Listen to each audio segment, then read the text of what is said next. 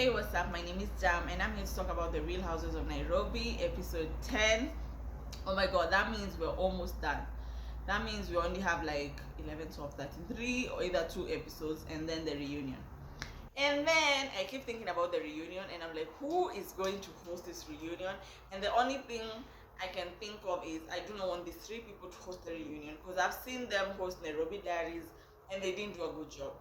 Obina, Kaleche, and Shafi Weru. I do not want those 3 people anywhere near the list of hosting the Real Houses of Nairobi reunion. Anyway, please like, share, comment, subscribe, support a bitch. Support me, bitch! So the episode starts with the ladies arriving at the airport. Well, most of them arriving at the airport. So there was a new face. I think that's Susan's friend. She did have drama, which is cool. Susan said everyone should come dressed in white. She looked super cute. Everyone looked super comfortable, to be honest, because you know you're going on a plane, you want to be comfortable, and you're landing in Malindi, it's hot, you don't want to be in a tight dress and a crown on your head.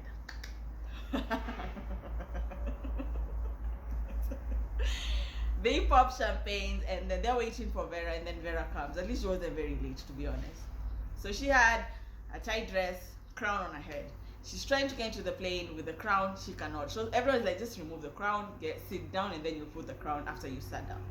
Her bum is big, her belly is big. She's trying to sit. I think the pilot tried to help out. That's why she was able to sit, and then she put the crown, I guess. And I know it's also for pictures, so, but you know you're traveling, you gotta be comfortable. Number 1. Number 2, you're pregnant. I don't get why you have to be this extra, and your body is, you're carrying a human being. Like you are allowed to be comfortable, okay? But you know she can't. The journey begins, and Dr. C is like, I am pressed. I want to go Susu. I want to go Susu. I was like, Dr. C. Dr. C asked the pilot, how much longer? Like, we have 45 minutes. She felt like dying. And then, you know, when you're pressed and you just hear anything flowing, you just want to pee right there, right now. It doesn't matter. She just wanted to go. She was really pressed. Mine made fun of her, like, oh, I guess when it gets to that age, you can't hold it in. Mine. Anyway, Sonal said that 1 hour flight, they had 7 bottles of champagne. So I understand why Dr. C was pressed. As soon as they landed, Dr. C was the first one out. She had to go. She really had to go. So they get to the resort. It was the Billionaires Club resort. Susan had assigned the rooms, so she assigned Dr. C and Lisa to stay together because they are close and they kind of get each other. And then Sonal, Vera, and Mine were going to stay together. Her, since she's the birthday girl, she has the room all to herself, the Naomi Campbell room. Dr. C and Lisa, as soon as they entered the room, Dr. C was like, she saw this piece of art, and she was like, oh, this is Armando. And I was like, I don't know if it had a tag, or she just knew already this is Armando. And then she went to the other artist, she said something like, this is Lamu. And Lisa was like, no, this is from West Africa, this is Congo. When I tell you Lisa, it's either Lisa has traveled so much, but I do think that she has traveled a lot. So she does learn a lot, and she does know a lot, and she makes sure you know that she's well traveled, okay? She ain't just a regular bitch, okay? So I think after they freshened up a little bit and dropped the luggages, they went for breakfast, right? That was a really cute setup. I really think that Susan is the best host. With this episode alone, I think that Susan is really the best host. The only thing I can say is that Susan was not let these bitches sleep, because they ended up sleeping at 1 or 2 a.m. But I really think that Susan was the best host. That setup near the ocean was beautiful. So I think the waitress came to ask Mine, and Mine was like, I haven't even ordered yet. And then she looked at Sonal's plate, and she's seen ugali, and she's asking Sonal, did you order ugali? And Sonal's like, I don't know, I just ordered the Swahili, for the Swahili breakfast. And I was like, Swahili breakfast has ugali. Sio mahamri, sio mandazi, sio pancakes, ugali. Ugali. I think Mine decided to even go with ugali because okay, I'll just have the same. I'll just have the Swahili breakfast. And I'm guessing also they're tired and they're drunk. Remember, they were up early and they're drunk. This is when you know that Dr. C had already started getting tipsy. Dr. C is like, I got out of my house at 7:51 a.m. and I was at Wilson at 7:10 a.m. 7:51. Everybody's like 7:51, 7:10, and then it hit. No, I meant 6:51 a.m. Mine was cracking up. You guys know when Dr. C talks, I think Mine is just happy. And Mine imitates Dr. C to the T. When I tell you to the T, the accent, the voice, the mannerisms, Mine imitates Dr. C to the T. Dr. C was like, I have delegated my thinking mind. I'm just here to have fun and drink. And I was saying, yes, mother, just have fun, my dear. You work so hard. It's okay to let loose. So some of the ladies meet up for some cookies, some cocktails. So there was a mixology class. Listen, when Sonal came in with that hat, I was living for it. And then it reminded me, if any of you watched Real Housewives, Ultimate Girl Trip, this season 3, Clandix had a similar hat, just different colors. It was so huge, like they're both tiny, so they just look like mushrooms. Because the hat was so huge, it was cute. So Mine, Susan, Sonal, Dr. C, and Susan's friend, and Mine's stylist. Mine said, I brought my stylist. I paid for my stylist to be here, and I was like, okay, Mine, it's fine. We understand. We get you. We're sorry. Lisa said that she's going for a massage. You all know Lisa is very conscious with what she drinks, eats. She says she's not into spirits. She'll do wines and champagnes and maybe a beer, but she doesn't do spirits. Vera is pregnant. We understand. So Susan said that she wants to get these ladies drunk. She has something for them later on. And then Dr. C is like, it's only 3 p.m. and I am already drunk. So she was already drunk. Which is weird because in her confessional she was like, I pride myself on not getting drunk. I never get drunk. But Dr. C was already drunk and it was 3 p.m. She was already at breakfast table, she was already drunk. But I do understand they were up like at maybe 5. But still, she was already drunk. So after the cocktail, Susan said that she's taking the ladies to Marapa. So everybody, the ones who had the cookies, they went and changed, and then they met up in the van. When they got there, there was an option to like drive in, but Dr. C, there was that option, and then there was an option to walk. Dr. C and Lisa decided to walk. So the tour guide is just explaining to them how the place is. And there was a point that the tour guide was like, walking there will be like 40 minutes. Dr. C stopped and said, it's 40 minutes to go there. And then the guy was like, no, it's like, right now, it's just 5 minutes. From where we are, it's 5 minutes. I was like, yeah, because you thought you can walk. 40 minutes is a long time to walk, bruh. It is. They got to a bench. They were enjoying the view. Mine had said a comment like, I wouldn't be walking, but they probably fought for independence, so let the struggle continue. One thing about shading someone according to the age, especially if they're older, you will also get there. Meaning, you'll not forever be 30. She was 32 or 33. You'll not forever be 32. You will get to the age they're at. And if someone insults your age, I hope you will take it the way Lisa and Dr. C are taking it. Because you've been shading about their age. You've been very shady about their age. You really have. Anyway, they all met up. So they had a setup. There was blankets, and then there was pillows, and then there was bottle of wines on each side, each corner, and there was a speaker. So the speakers, the music started, and of course, Mine was the first one, and Mine was just whining. The other ladies joined, except Vera. Vera was sitting down. The other ladies joined. I wish production would do this. When someone is on their phone, don't show us. Let them stay on their phone. Don't show us, because that's what Vera was doing. Let them stay on their phones. Even when I was watching Real Houses of Abuja, and I kept seeing Tutupa on her phone when everyone else is having a heart-to-heart. Don't show them, so that if they come back next season, they know if you're acting a fool, we will not even bother seeing you. We will not see your face. Anyway, they were dancing, and then it got to a point like they wanted to twerk, and they were telling Vera, stand up, we need to twerk. Vera seemed irritated, like she didn't feel it. Like Vera had this huge hat. I also love that hat. But she was just covering her face.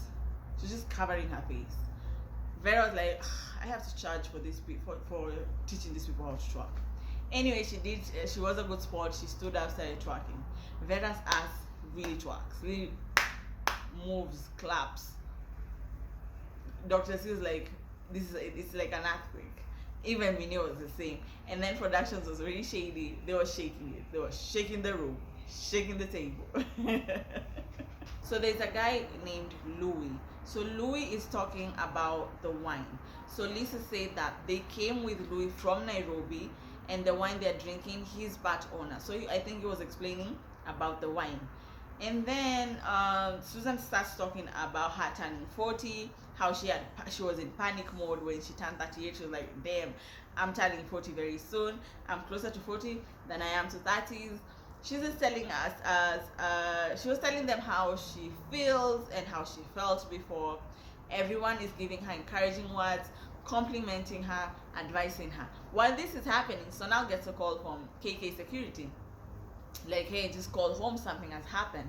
When she calls home, she finds out that her driver just had an accident in her house. He fell down, I think, in the living room, and there's glass everywhere. So he was really badly hurt.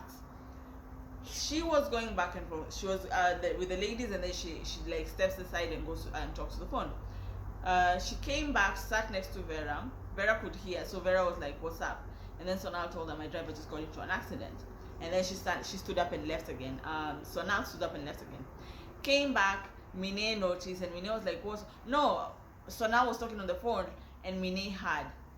So the thing that I didn't get is Mine saying that Sonal, there's something going wrong with Sonal, and her bestie Susan is not concerned.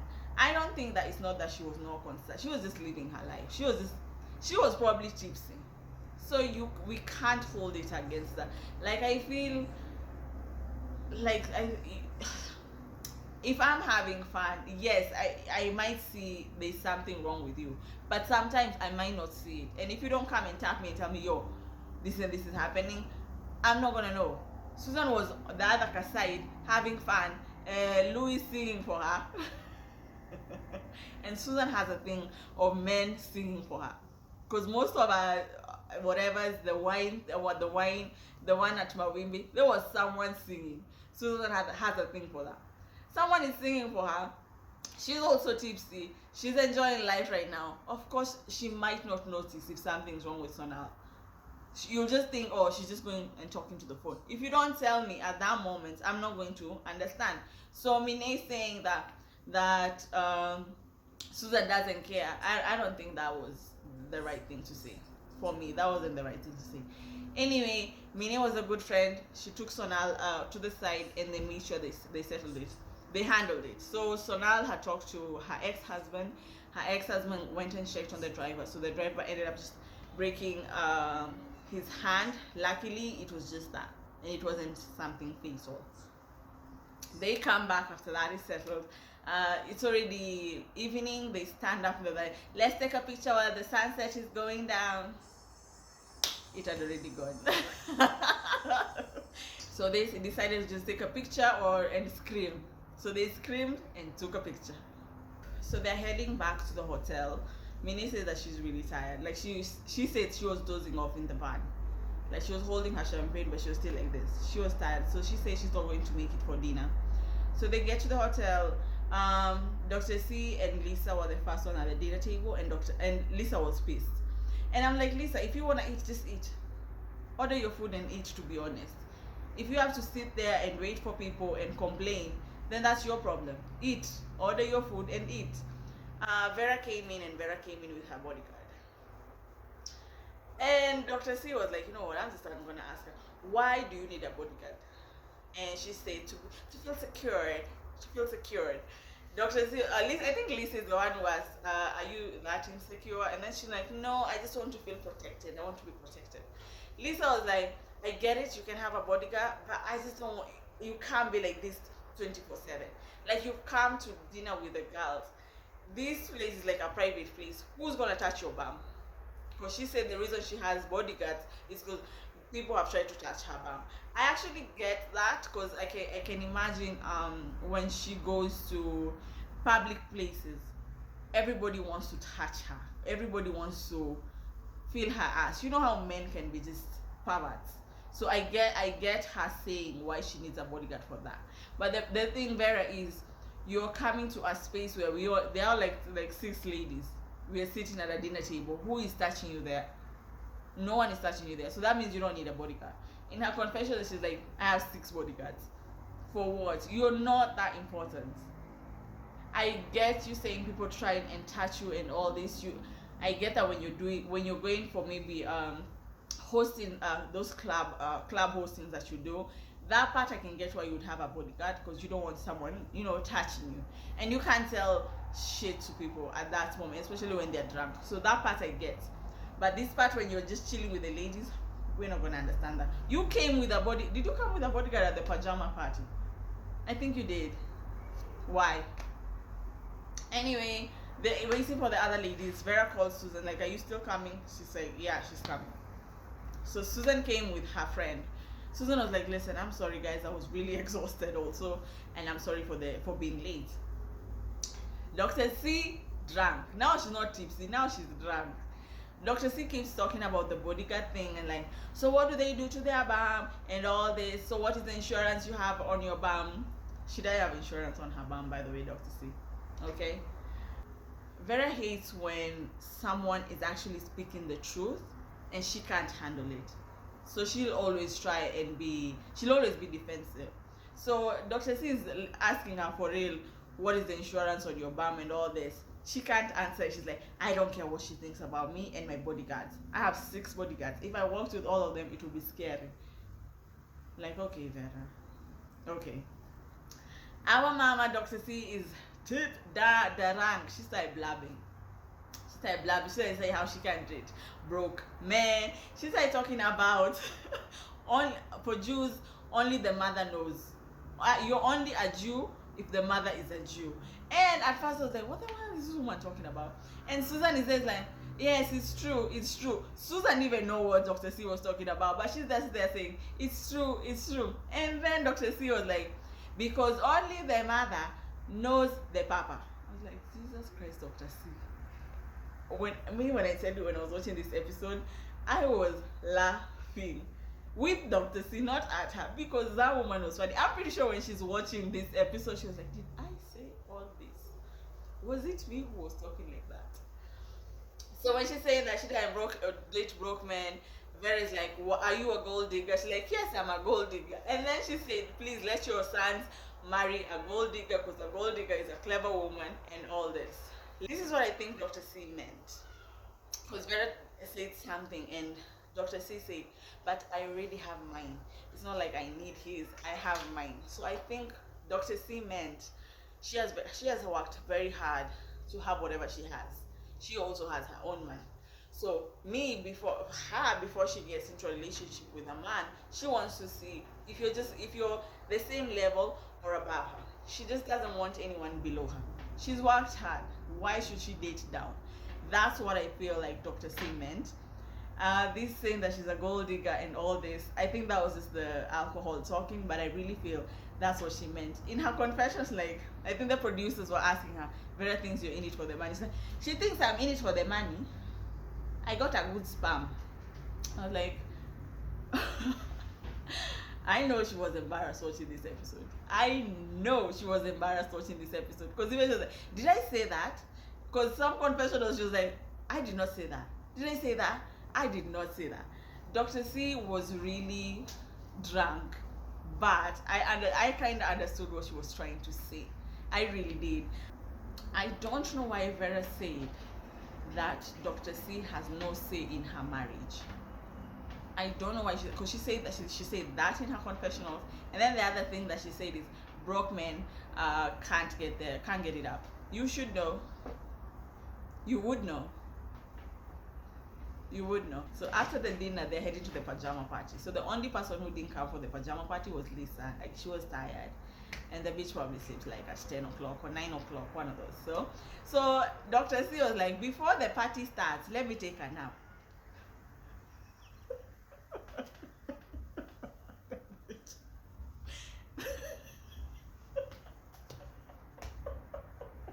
The bitch slept and started snoring.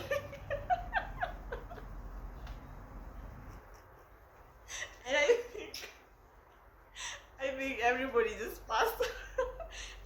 Everybody just passed out and went upstairs. So she came in, like, did I sleep? And everyone was like, yeah, you are even snoring.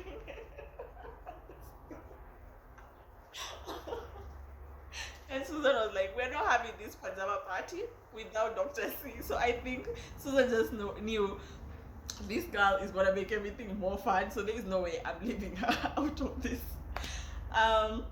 Who came in next? So now came in next, dressed in black, looking nice. Mine and her stylist. Mine was looking really sexy also. And then Vera with the bodyguard.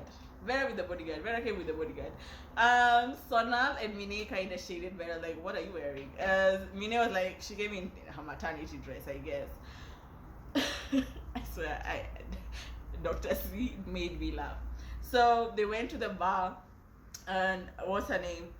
Susan made sure to tell the bartender, listen, when you see this woman sleep, she means Dr. C. Give her something. I don't want this woman to sleep. Dr. C is like, just 1 hour after drinking this gin and tonic, 1 hour I black out. So they sat down, and Susan said Vanessa was the sister-in-law, but in her confessions, like, my baby sister is hosting. So I don't know if the sister-in-law or the baby sister, one of those. Plus she's divorced. So they say she's playing some games and she has most of the card games. And like, it's cool. It's going to be rough and tough. And Dr. C was like, what's going to be rough and tough? Bring it. I'm telling you, Dr. C was living. This episode, it was just her. Dr. C made me happy. They start the games. The game started a bit slow. Okay, the game started a bit slow. It was a bit boring. While the boring games are going on, Dr. C is half asleep. She's like, and snoring. And then she's like, I can hear people. I just can't keep up. My eyes are not letting me do anything. Like, the eyes are just keeping up on her. And then she's like, in her confession, she's like, I don't know who I am, and I don't know where I am right now. I'm just answering whatever I'm going to answer. Just saying A, B, C, whatever. Like, Dr. C was out of it completely. So Dr. C is like, I don't even know what's going on. Can we change the games? And they decided, let's change the games. So the first, they changed the games. It was a question game. Now the other ones were question games. They were just not fun. So this one was most likely to have naked pictures on the internet. Most of the people voted Susan. And then Mine was the only person who actually voted right. Mine said Vera. And this was a chance for the producers, the Showmax producers, to show who actually has the most, pictures out there. And you know who takes the win? Vera.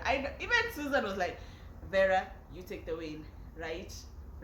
And there's something that jazzes me with how Susan talks with her hands. Like, I love her fingers. I don't know why. There's just some small things I usually like about a person, and I love her fingers and her nails, how she talks, how she does it. I don't know, it's just something about how she talks. That would have been the right answer. Vera. We probably would have seen her naked photos. We have kind of seen her naked photos. More than anyone else there. So Mine was the only person who was truthful. I don't remember what Dr. C said, but Mine was the only person who was truthful. The next question was, if you dressed up as the opposite sex, who would look most believable? Honestly, to be honest, that one, everyone was right. Dr. C.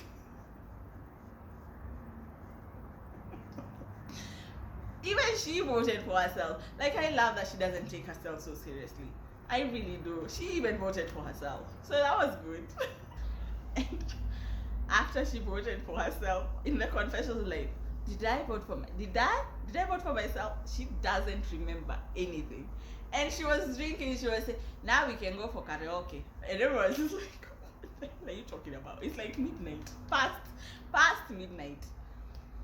The next question was, who would you call in case you needed help burying a dead body? And everyone voted for Susan because she's the lawyer. Oh, yeah. I would vote for Mine. I would have voted for Mine. I think she's more loyal than, that's like a loyalty kind of thing. I would have voted for Mine. Um, but I can see Susan also. I can actually see Susan also because, like I said, Susan is actually a ride or die friend. So yeah, I can also see Susan doing that. The next question is who would likely go gay for pay? Honestly, Vera would. Vera would. But Dr. C stood up and said,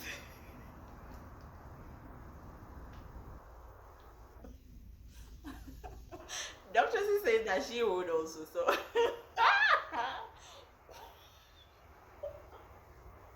so okay, Dr. C, okay, we give you that one also. We give you that one. Dr. C was like, money in the bank. Yes, yes, I'll go gay for pay. The next question was like, who would make the best pimp? At first I was gonna say Vera, then I was like, she'd be the one who's being pimped out. So anyway, everybody voted for Dr. C, and Dr. C was just having fun with it. I was like, yes, of course, I would make the best pimp. And she stood up and was like, I am trying to marry off Susan to a billionaire, to a millionaire, okay? And we need to get this money. And Susan was a good sport also. Like Dr. C is so light, and you would not think that she would be like this fun. Maybe it's the alcohol, but she is really a fun person. Confessional, she doesn't remember shit. What she said, what she did, she did not remember anything. Dr. C said her friends call her Madam P. So I think anytime I'm talking about Dr. C from now on, her name is Madam P. So Madam P made that night really enjoyable. Everybody was laughing. Everybody was having fun. And I can imagine we were only watching snippets, like just like a small part of the whole night. So I can imagine how people were just having fun, laughing and all that. Madam P said that she enjoyed herself. Well, when she started the game, she said it's never that serious. So don't take yourself too seriously when it comes to this game. I am not taking her too serious. I know that she was just having fun. Like I said, her saying that she's a gold digger and all those things. Like I just know that she was just having fun. Susan was happy that everybody enjoyed herself. You all know she likes it when everybody just kumbaya and no drama and all that. Mina wasn't even the funny one this episode. Dr. C was. But they all had fun. I enjoyed the episode. That was my review. I'll see you guys next week. Bye bye.